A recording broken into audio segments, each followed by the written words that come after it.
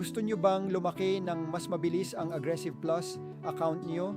Then kailangan nyo rin itong tratuhin ng maayos. Walang paligoy-ligoy, kung maliit pa ang account nyo, dagdagan niyo. Huwag kayong maglagay ng $1,000 or $2,000. Tapos after 3 years, magtataka kayo, bakit hindi pa ako kumikita ng malaki? Magkano ba ang capital na pinagtatrabaho mo? Remember, percentage ang growth. So naturally, the bigger the capital you responsibly build, the bigger the potential dollar amount that the same percentage represents.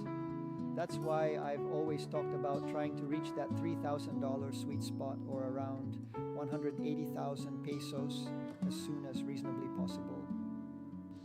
And $3,000 doesn't have to be the finish line. Kung kaya mong dagdagan pa, even better. Maybe you can't put $3,000 in today. Okay lang, start where you are. Magdagdag ka ng $50 a month, 100, 200, whatever you can comfortably afford. Ang importante, tuloy-tuloy kang nagbi-build. Kasi isipin mo, sa 401k mo, IRA, SSS, pag-ibig, insurance, or other long-term savings. Hindi ka naman isang beses lang naguhulog tapos sasabihin mo, okay, hintayin ko na lang akong yumaman. Hindi, tuloy-tuloy ang contribution. So bakit dito iba ang expectation natin? And please, kung may totoong emergency, of course, gamitin mo ang pera mo if you truly need it. And that's one advantage of having access to it, subject to the applicable withdrawal terms. Pero kung hindi naman emergency, bakasyon, bagong cellphone, bagong laruan, ask yourself, kailangan ko ba talagang kunin ito sa account na gusto kong palakihin? Kasi every time nakukuha ka, binabawasan mo ang capital na nagtatrabaho para sa'yo. Ito ang gusto kong maintindihan ninyo. Build the account first before you expect the account to support you.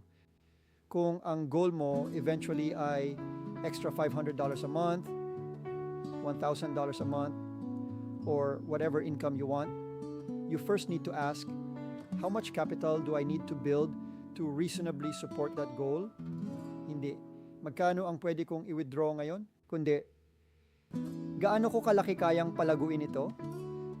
Build it, dagdagan mo, hayaan mong mag-compound, then when the engine is big enough, saka mo isipin kung paano ka nito mabibigyan ng potential regular income depending on actual performance and your circumstances.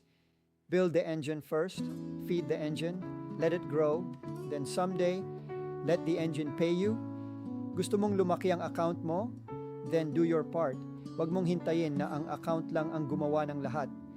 Tulungan mo rin itong lumaki.